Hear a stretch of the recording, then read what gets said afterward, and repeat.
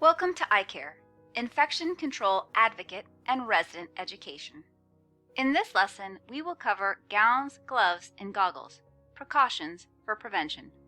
We start off on a beautiful fall day at the Springville Nursing Home. Mr. Jacob Moore, a resident at the Springville Nursing Home and the Resident Council President, has been working with other resident staff and Mia, the lead nursing assistant, to increase hand hygiene in the nursing home community, and things are going really well. The High Five for Hand Hygiene program implemented in the last few months by Mia, the lead certified nursing assistant, has helped both residents and staff feel they are being heard and appreciated. They're also seeing the impact of good hand hygiene at the Springville Nursing Home.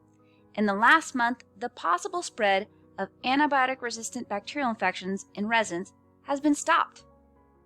But Mr. Jose Sanchez, the husband of a newly admitted resident, Mrs. Maria Sanchez, and an old friend of Mr. Moore, has voiced a concern about his wife. Mrs. Sanchez was recently diagnosed with dementia and relies on Mr. Sanchez to help provide her assistance and company. She is coming from another nursing home where it was found that Mrs. Sanchez has a highly drug-resistant fungal infection, C. aureus. Unfortunately, the nursing home was having an outbreak of this fungal infection requiring extensive testing of many residents, even those who do not have any signs and symptoms, like Mrs. Sanchez. This fungus can live on people's skin and make them sick later, or can be passed to others and make them sick. He is concerned because at the other nursing home, she was placed on special precautions to prevent spread, which meant she could not leave her room. These same special precautions are now in place at the Springville Nursing Home. Mr. Sanchez is worried that Mrs. Sanchez will become depressed and lonely if it prevents her from being in contact with and meeting other people, especially given her recent diagnosis. Hearing about his friend's concern, Mr. Moore wonders, what special precautions prevent germ spread? And what special precautions can be used to help Mrs. Sanchez? After this lesson, you will be able to answer the following questions. What precautions can residents and staff take to protect themselves and prevent germ spread? How can prevention precautions promote privacy, encourage respect, and support inclusion? Lastly, how can communication and choice respect resident rights while preventing and controlling infections? For those in the nursing home community, including family members, to take the right prevention precautions, it's important to first go over the personal protective equipment, or PPE, that will be used with all levels of prevention precautions. PPE includes gowns to protect our clothes and bodies, gloves to protect our hands, goggles to protect our eyes, and of course, who can forget face masks and respirators like N95 respirators we've used throughout the pandemic. Remember that face masks are best to use when germs are mainly spread through large drops, where N95 respirators are best to use when germs can be spread in very small drops that can be suspended in the air or airborne. To use PPE the right way to maximize the prevention of germ spread, it is good to know the order in which we put on and remove PPE. Putting on PPE begins with performing hand hygiene, which is washing your hands with either soap and water or alcohol-based hand rub. This is followed by putting on a gown, since this covers most of our body and is easier to put on before our hands and face are covered. Next, you want to put on your face mask or respirator and make sure it fits snugly over your mouth and nose. Third, you will want to put on your goggles or other eye protection, as they will go over your face mask or respirator. Lastly, you will put on your gloves. All of this must be done before entering a resident's room on special prevention precautions. To remove your PPE, you will take your gloves off first, as they are likely the most contaminated PPE. This is also a good reason to perform hand hygiene after taking off your gloves. Secondly, you will take off your gown. Now you can leave the resident's room but make sure to perform hand hygiene when you exit. Now you can take off your goggles followed by your face mask or respirator. Of course, now that all of your PPE is off, you want to make sure you perform hand hygiene one last time.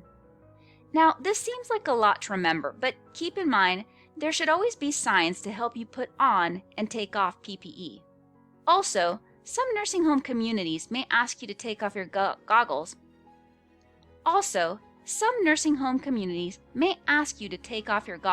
Before leaving a residence room, so be sure you know the nursing home community's specific process. Lastly, keep in mind you may not need all of this PPE for all prevention precaution types. Now that you know the different types of PPE and how to take it off and on, when should a person use certain PPE? In a previous ICARE lesson, it was discussed that germ spread, also known as transmission, happens in two ways, directly and indirectly. Germs spread directly from a person to another person through contact with them, like hugging, kisses, or hands. Direct spread also happens when a person coughs or sneezes very close to you, and large drops containing germs from their coughs or sneezes directly enter your body. Hand hygiene, gowns, gloves, goggles, and a face mask can be very important to prevent germs spread directly. Germs spread indirectly when objects and surfaces in our environment get contaminated with germs. We touch those objects or surfaces and then touch our eyes, nose, mouth, or other areas where germs can get into our bodies, like broken skin, such as a cut or wound. Hand hygiene, gloves, gowns, and cleaning and disinfection are important to prevent indirect spread here. Some germs also spread indirectly in the air through very, very small droplets that can come from people when they talk, sneeze, or cough, or even spread through certain medical procedures like ventilators. The use of a respirator like an N95 mask will be very important to prevent germ spread through airborne indirect spread. Of course, we want to do our best to prevent germ spread, as spread can result in an infection. In this lesson, we will focus on specific prevention precautions used by staff and resident visitors, including family, to prevent both direct and indirect germ spread. These prevention precautions provide more information about the PPE and practices that are needed in certain situations to most effectively prevent germ spread.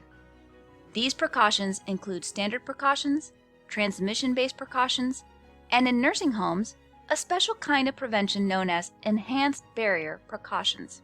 So now that you know the three main prevention precautions used by staff and resident visitors, it's helpful to know more about when the precautions should be used, how they're applied, and what PPE and practices are associated with these precautions.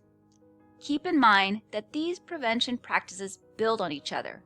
Some of the practices used in one precaution are also carried over to another precaution. The most basic prevention precautions are standard precautions.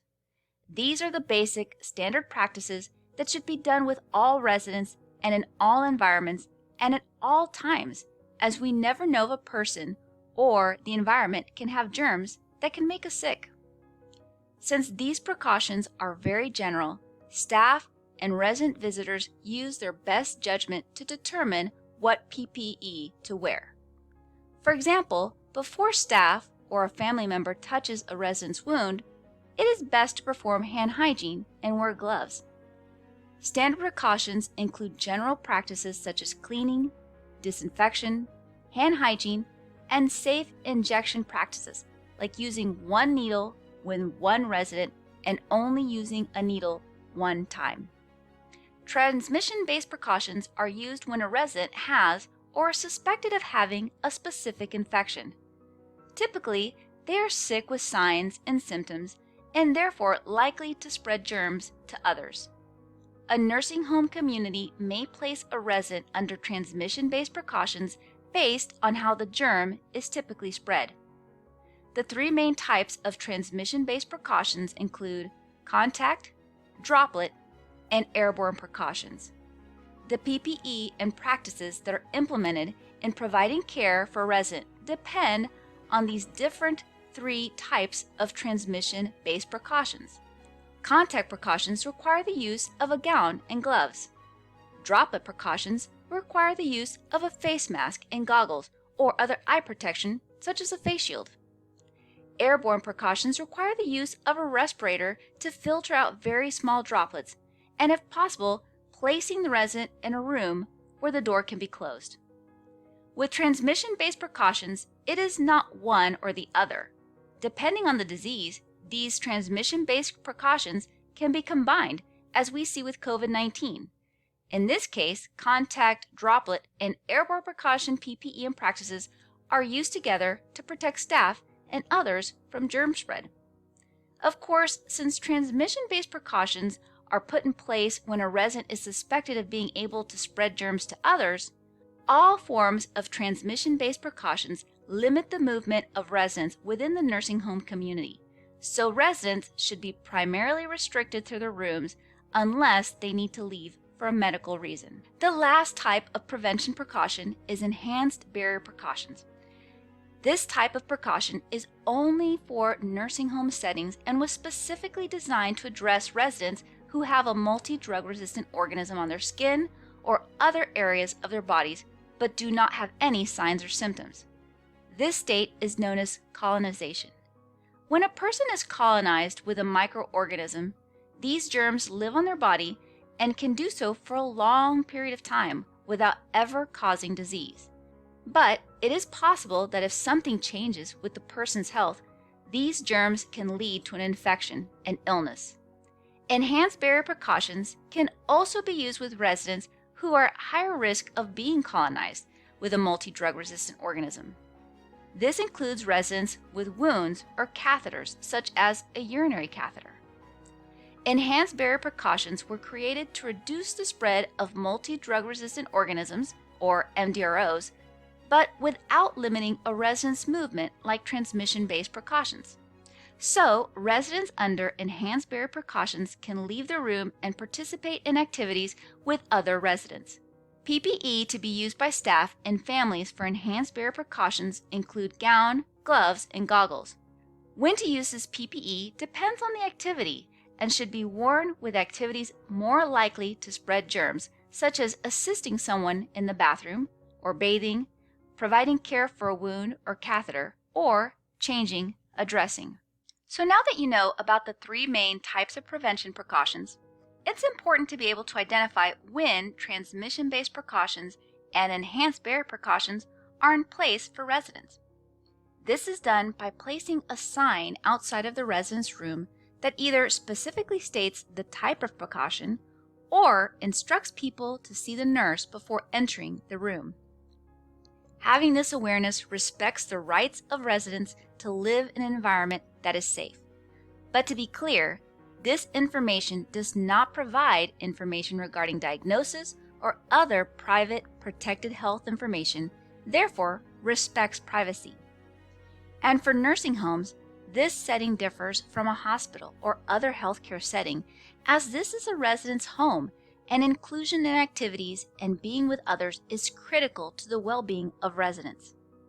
Enhanced barrier precautions were developed specifically and only for nursing home settings to ensure inclusion. So now that you know more about personal protective equipment, including the order of putting it on and taking it off, and the three primary prevention precautions used to prevent both direct and indirect germ spread in a nursing home community, what does that have to do with resident rights and responsibilities?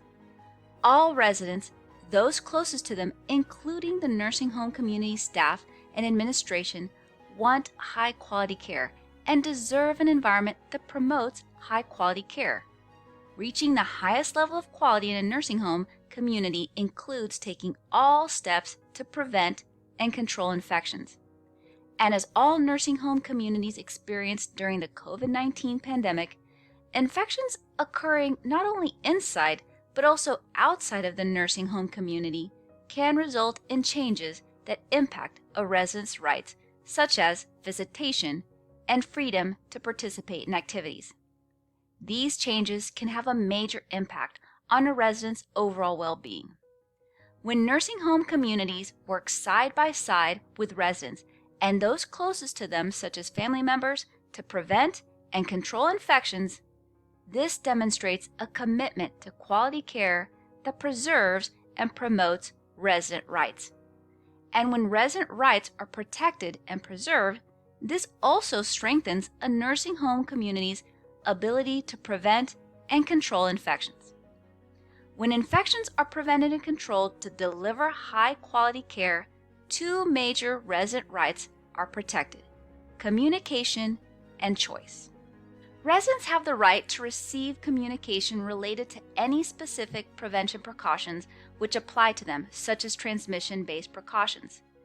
This communication must include the duration of the prevention precautions, and this duration must be based on the resident's clinical situation. Residents and their representatives should also receive education on any infection prevention and control measures in the nursing home's infection prevention and control plan that relate to them consistent with the resident's capacity. Residents also have the right to have choice in their care, including practices to ensure their overall well-being. Therefore, residents have a right to choose activities that meet their overall psychosocial needs even while a resident is under transmission-based precautions. Quality care can only be achieved when nursing homes have a strong program in place to prevent and control infections. Federal and state laws require nursing homes to have infection control procedures and policies that include standard and transmission-based precautions to be followed to prevent the spread of infection. Prevention precautions must be for the least amount of time, must be as least restrictive as possible, and must be removed when a resident is no longer a risk for spreading the germ to avoid unnecessary seclusion. Lastly, nursing homes must ensure a resident's individualized psychosocial needs are met, such as certain activities, while under prevention precautions such as transmission-based precautions. So let's go back to Mr. and Mrs. Sanchez. Mr. Moore advises his dear friend to speak with Mia regarding his concern. Mia definitely understands Mr. Sanchez's concern. She communicates to Mr. and Mrs. Sanchez that Mrs. Sanchez's transfer documents from the other nursing home stated she was on contact precautions, and therefore the same precautions were put in place at the Springville nursing home. She also states that new residents are evaluated within 48 hours, and based on this evaluation, the physician has moved Mrs. Sanchez to enhanced barrier precautions. Under these new precautions, Mrs. Sanchez is able to leave her room and participate in activities. Mia also informs Mr. and Mrs. Sanchez that Julie, Springville's social worker, would like to meet with them to provide Mrs. Sanchez a choice of different activities she has to help her feel welcome and comfortable at the Springville nursing home. Thank you for watching this lesson. Please see the ICARE website for additional lessons, information, and support.